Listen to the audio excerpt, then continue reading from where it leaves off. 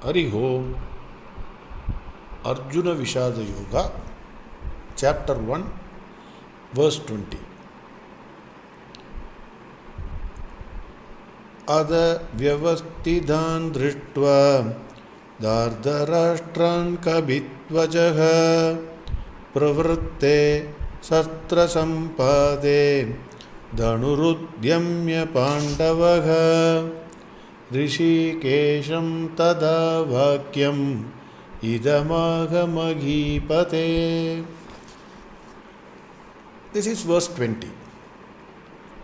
Yesterday, the question which was posed was, why Hanuman ji was on the flag of Arjuna's chariot? Today we are going to see that. The meaning of the verse.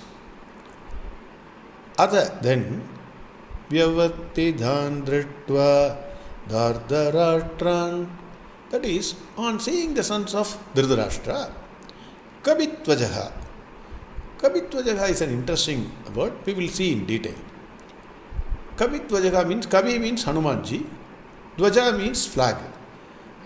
The person who is having Hanumanji on his flag, that is Arjuna. Pravritte Sastra Sampade. Pravritte Sastra Sampade. The battle has not yet started, but ready to start. Dhanurudyamya Pandavaha. Arjuna lifted his bow. He is also ready. Rishikesham. Rishikesham means Lord Krishna. Already we have seen the meaning. Lord Krishna is controller of senses. Rishikesham means controller of senses. Idam vakyam mahipate. He said the following words. So the verse means, on seeing the sons of Dhritarashtra, Arjuna lifted his bow and said the following words to Lord Krishna. So in this verse, Kabitvajaha is an interesting word. Kavi means Hanumanji. Dvaja means flag. So we have Dvaja Stambam, Dvaja Aroganam, etc. Flag hoisting is very, very famous in Lord Jagannath Ji temple also. That we will just keep in mind. The story of Hanuman Bhima, a small story which I will narrate. After losing the dice game, the Pandavas were living in a forest. One day in Himalayas, a flower by name Saugandhika came and fell near Draupadi by the flow of the wind. Just like that, it came and fell under her feet. The fragrance of the flower was enchanting. So Draupadi requested Bhima to get more of those flowers. Bhima went in search of those flowers. There was a garden having a narrow path, like our agricultural fields, where you can see a small walking path. Both the sides were with flesh and mud, etc. On the path, an old monkey was sleeping. Bhima ji cleared his throat to wake up the monkey. He said like this, but monkey did not wake up. Twice, thrice he did, monkey did not wake up. Then he shouted at the monkey, "Hey monkey, shoo, shoo, get up." He said that. The monkey slightly opened his eyes and told Bhima, "Why are you shouting?" The people in Delhi can easily understand this. During winter season in Delhi, when your son or daughter sleeps covering head to toe with a thick woolen blanket, you call him or her 10 times, they will not get up. But finally you shout, if you don't get up now, you will miss your school bus. Hey you, I am telling you. Your son will say, why are you shouting in the morning hours? Something similar to that happened. The monkey still did not get up to pave way for Bhima. Bhima said, hey monkey, why don't you go on top of the tree and sleep? Why are you lying on this path? I want to go to the other side. The monkey said, hey dear, I am very old. I cannot climb the tree. Further, I have fear of falling from the tree while asleep. Hence, I am sleeping on the path. The monkey said. Bhima said, okay, whatever it is, get up and pave way. The old monkey said again, "Dear, I am not well. I can't get up. You do one thing. My tail is little long, and hence fold the tail and give it to me. I will sit and give you space for going to the other side. You can go." I can give a small example for this. In the Delhi winter, your son or daughter gets up at the last minute and finally says, "Dad, you fold the blanket. I have to rush to school." Something similar to that it said. Bhima was terribly angry. He thought, "I will not only fold the tail, but lift the monkey and throw it into the slush." This is what Bhima thought. Bhima was always proud about his strength. First, he wanted to lift the tail with his thumb and index finger of his left hand. Just thumb and index finger. You just generally people used to do to carry the dead rat and throw it on the road. He thought he will do like that. He tried. He could not move an inch. Then he tried with the left hand. Then with both hands. Then with his full strength, he tried to lift the tail. He could not move an inch, that tail. Bhima was sweating and panting, but could not move the tail. Now he realized that monkey is not an ordinary monkey. It must be a more powerful monkey. It looks very old, but it is very powerful. For example, if you stand in a queue for payment of some bill, suddenly a fellow will enter without decency. He will break the queue, go straight to the counter. Then you will shout, "Hey!" That fellow will turn. You see his biceps and a well-built man. Then immediately you change. "Sir, I thought something has fallen from your packet." Then you say others, "Hey, give way." You become more submissive and humble when you see a more powerful man. Similarly, Bhima became very humble. He fell at the feet of monkey and profusely apologized for his rude behavior. Bhima asked him, "Sir, may I know who you are?" Hanumanji showed his form and said, "I am Hanuman." Bhima was extremely to see and meet Hanumanji. He again and again prostrated before him.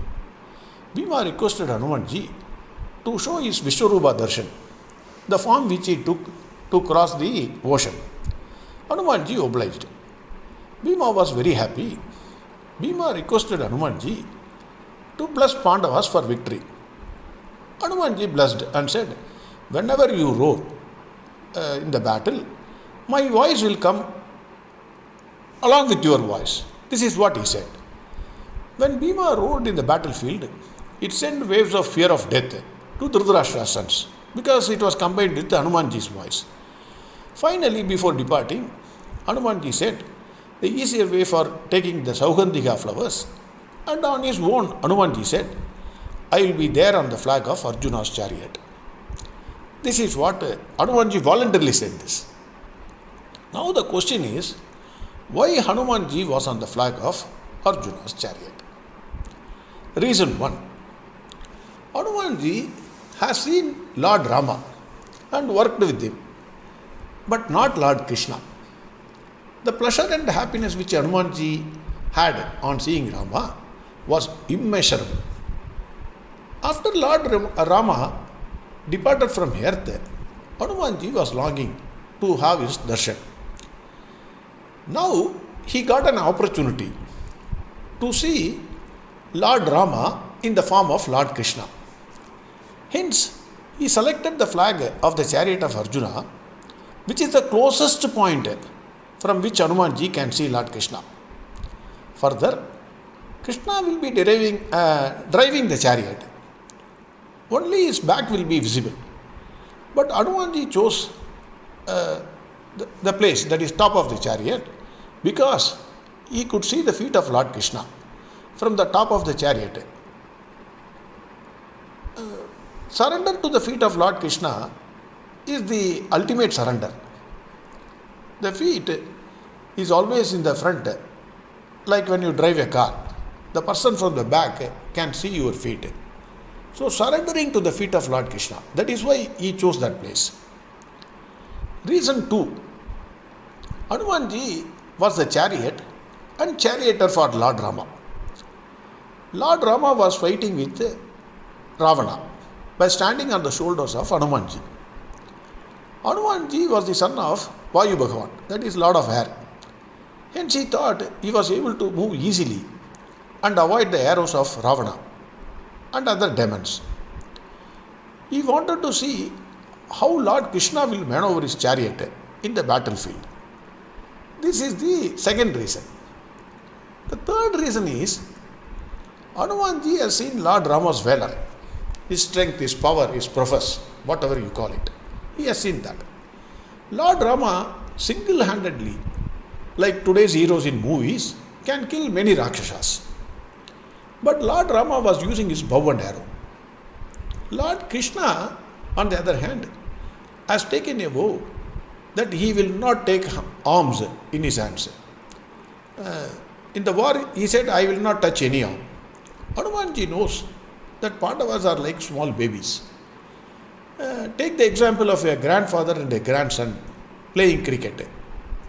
The grandfather will throw the ball in such a way that the ball will hit the plastic bat of grandson wherever the grandson moves the bat.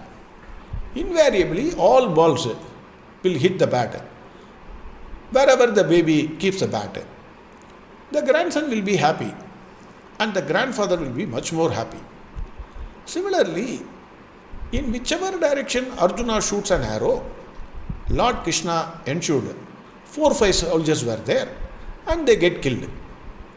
Even if Arjuna shoots an arrow towards the sky, Lord Krishna kept a tree there with 10 soldiers who fell like mangoes from the tree. Arjuna used to ask Lord Krishna, Krishna, how is it? Lord Krishna used to say smilingly, super, super. Is there anyone who can match your Professor Arjuna? Is there any doubt on this? He used to ask. This is the third reason why Hanumanji wanted to see Lord Krishna from the flag. The fourth reason and the most important reason is Hanumanji did not get any teaching from Rama. He did not get. Rama did not teach anything to Hanumanji. Hanumanji wanted to hear Gita, Bhagavad Gita from Lord Krishna. Hanumanji knows all Shastras and Vedas. He knows that war is imminent. Mahabharata war is imminent. He knows that. He also knows that Lord Krishna will be delivering Bhagavad Gita to Arjuna, the most confused person. I have said in the earlier verses, Arjuna represents a common man like us. We are all the most confused persons. Bhagavad Gita is actually meant for us. So, the confusion is, what is the confusion? The confusion is love towards your near and dear ones versus call of duty. This is the confusion for all. Hence, Hanumanji wanted to hear Gita directly from the mouth of Lord Krishna. So, not only Arjuna who got the teaching from Lord Krishna, but indirectly Hanumanji also got the teaching from Lord Krishna. Hence Hanumanji chose to be on the flag of Arjuna's chariot. What did Arjuna say to Lord Krishna? We will see tomorrow. The verse again, once again I will repeat. Adavyavastidhan dritva dhardarashtran kabitvajaha pravrutte satra sampade dhanurudyamya pandavaha rishikesham tada bhakyam idamagamagipate. That is, on seeing Dhritarashtra's sons, Arjuna lifted his bow and was ready. He said the following words to Krishna. What are the words? We will see tomorrow.